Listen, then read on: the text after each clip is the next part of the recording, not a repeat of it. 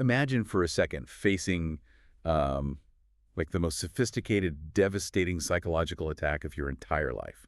You barely survive it. Yeah. And then imagine that exactly 3 years later, when you are at your absolute weakest, physically shattered, bleeding out, Yeah. your enemy returns. Right, and they don't even bring a new strategy. Exactly. They use the exact same attack. Yeah. Literally, word for word. It's a really chilling thought, honestly, because, we usually assume that as the stakes get higher, the tactics have to become more complex. But there's this really profound psychological weight to the idea that our deepest vulnerabilities never really change. Yeah. The attacks just kind of, they wait for us to hit rock bottom. And that is exactly what we are exploring today, so welcome to a brand new deep dive. Today's source material is this really fascinating analytical and theological document derived from the Philconnexion Podcast. It's titled, When Hell Repeats Itself, From Stones to the Cross. It's a great title. It really is. And our mission for this deep dive is to explore a profound philosophical and textual argument that one of the most famous figures in history, Jesus, faced the exact same psychological assault at the very beginning and the very end of his public life. Yeah, just dressed up in different clothes, basically. Right. So just to set the framework for this deep dive, we are going to be examining the sources, theological and psychological arguments regarding the nature of temptation, surrender, and human behavior. And I want to clarify, regardless of your personal background or beliefs, we're unpacking this impartially to give you a really thorough understanding of the profound narrative connections in this material. Yeah, it's just an incredibly rich study of human nature. Absolutely. Okay, let's unpack this, because the central premise here, it really flips our expectations. The text argues that Satan rarely invents new temptations.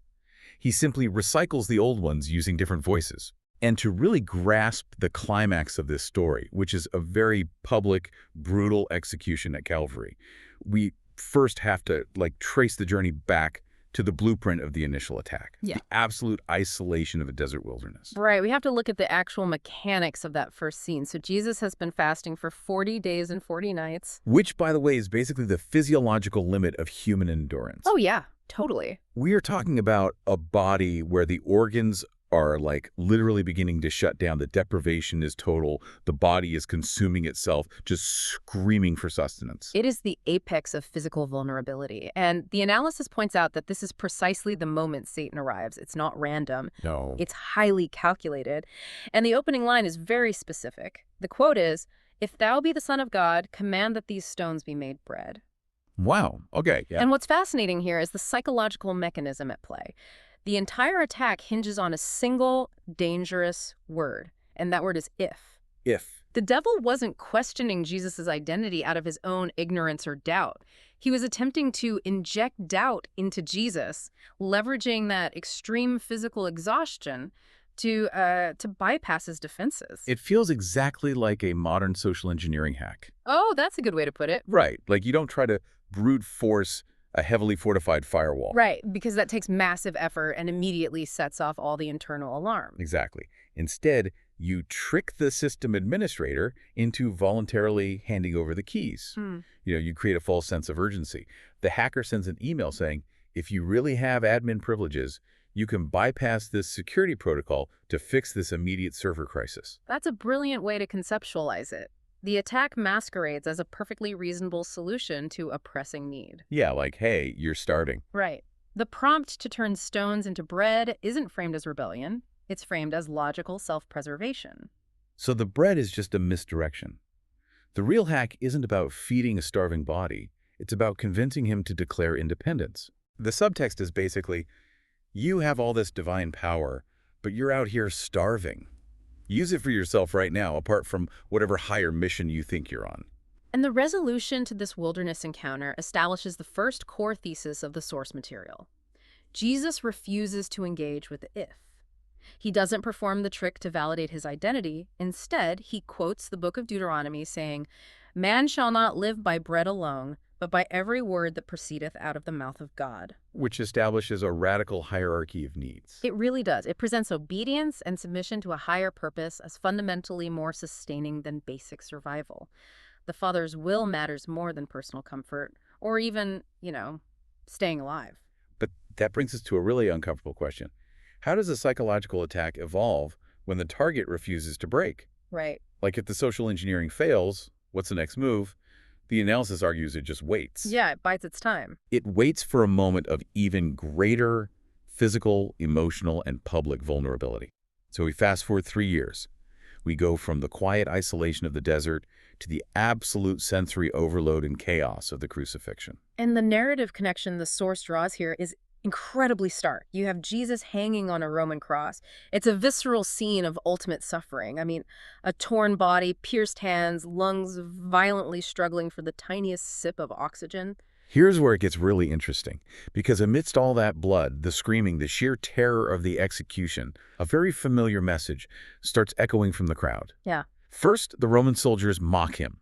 They say, "If thou be the king of the Jews, save thyself." And then the religious leaders, the chief priests, they chime in and say, he saved others. Himself he cannot save. If he be the king of Israel, let him now come down from the cross. And it even trickles down to the criminal being executed right next to him. He says, "If thou be Christ, save thyself and us." It's wild. Look at the evolution of the core message there.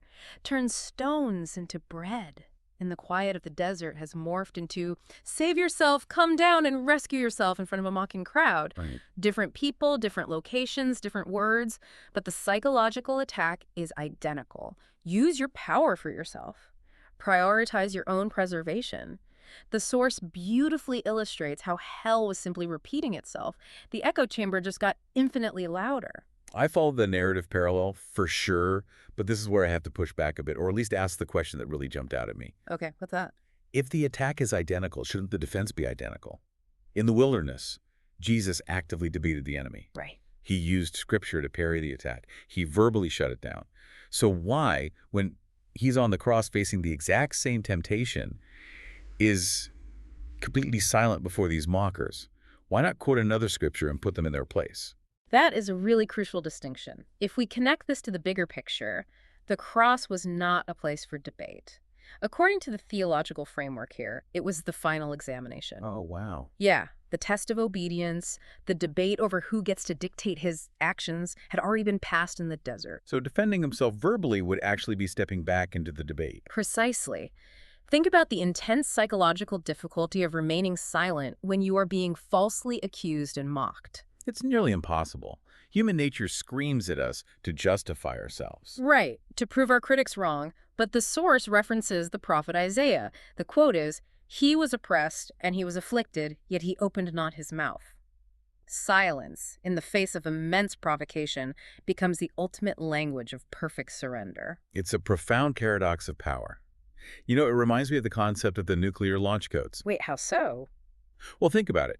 The ultimate display of power isn't pushing the button to obliterate your enemies just because they insulted you. Anyone driven by ego would push the button to prove they could. The true, terrifying pinnacle of power is possessing that infinite destructive capability, knowing you could end the mocking in a millisecond and actively choosing restraint. Yes, choosing to absorb the attack. Exactly. Choosing restraint out of a deeper purpose, out of love. The text makes the argument that if Jesus had saved himself, it would mean condemning humanity. It was a binary choice. The restraint is the power. And the source actually brings back that wilderness imagery in a fascinating way to drive this home. It visually contrasts the loaf of bread sitting on the desert stones with the body on the cross. Oh, wow. Yeah.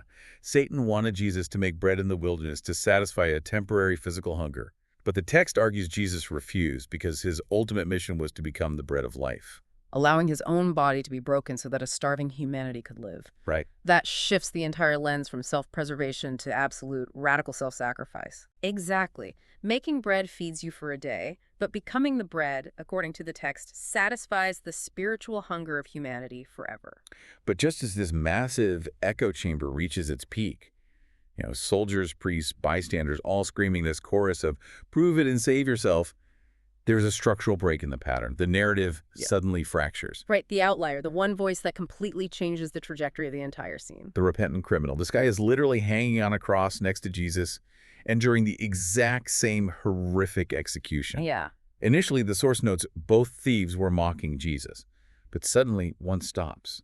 He rebukes the other thief. He admits out loud that they're being punished justly for their crimes, but states that Jesus has done nothing amiss. Mm-hmm. And then he makes this incredibly simple, almost baffling request. Yeah. It says, Lord, remember me when thou comest into thy kingdom. Let's look at the psychology of that moment because it highlights a stark contrast between vulnerability and power.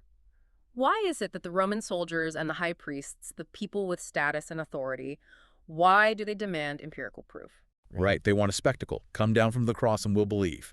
Their power creates a barrier to vulnerability. Right. They need the universe to operate on their terms before they'll yield to it. Exactly. But the dying thief has no leverage. He's at rock bottom. And that rock bottom strips away all the ego.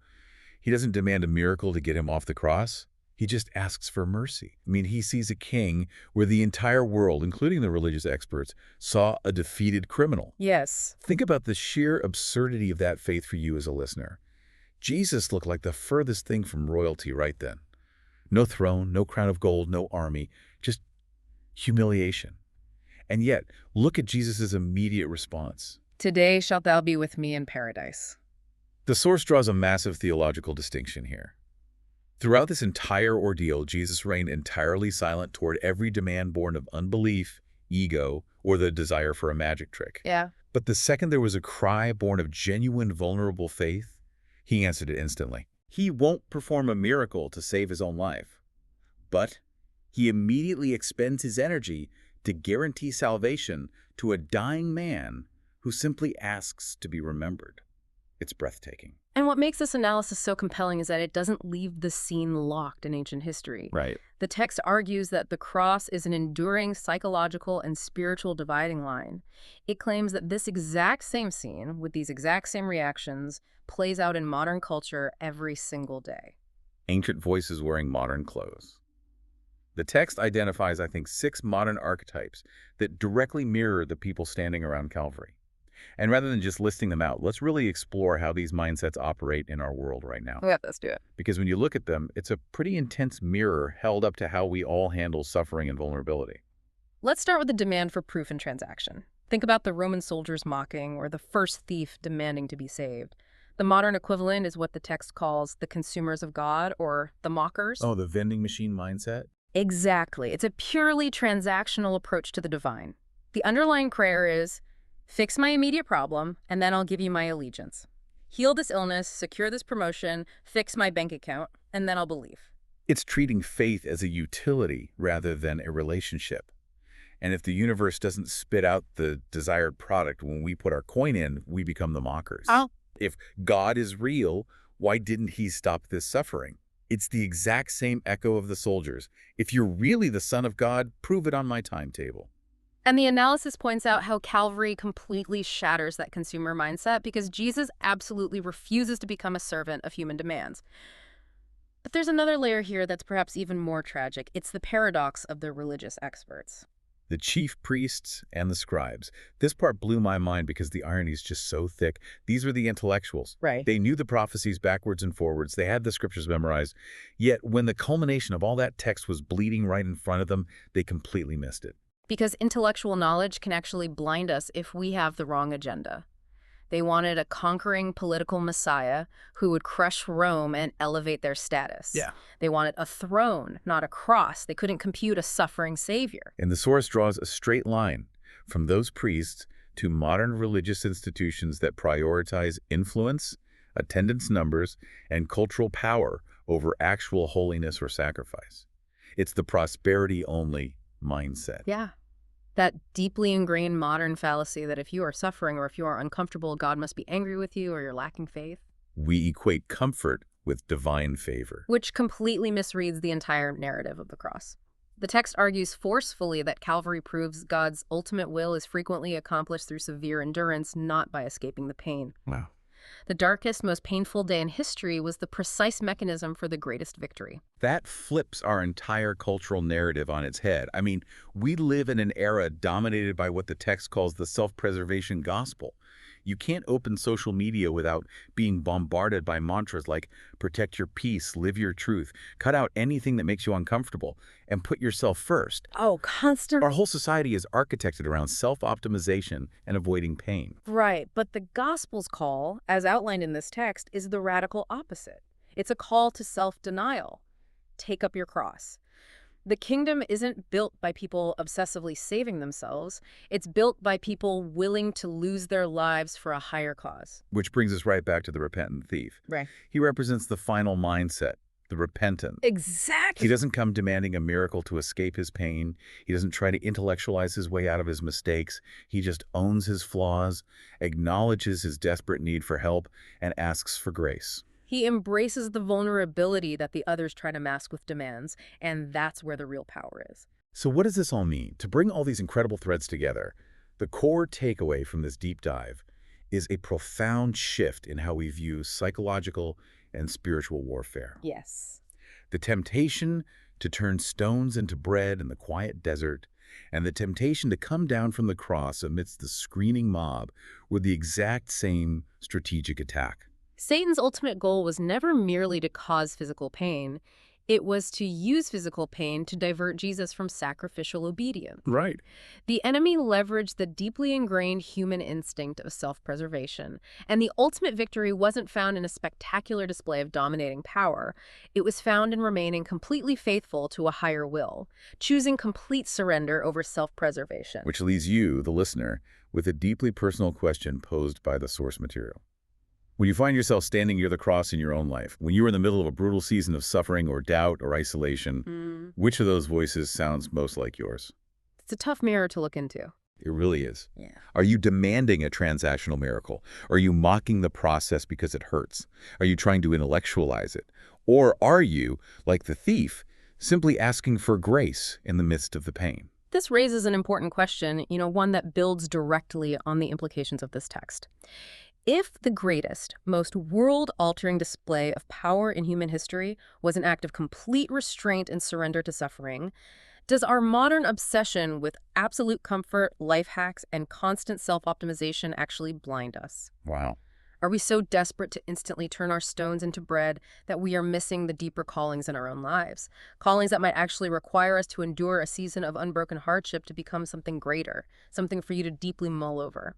What a profound reframing of how we view our own struggles. Truly incredible stuff today. Thank you for taking this journey with us, and we will catch you on the next deep dive.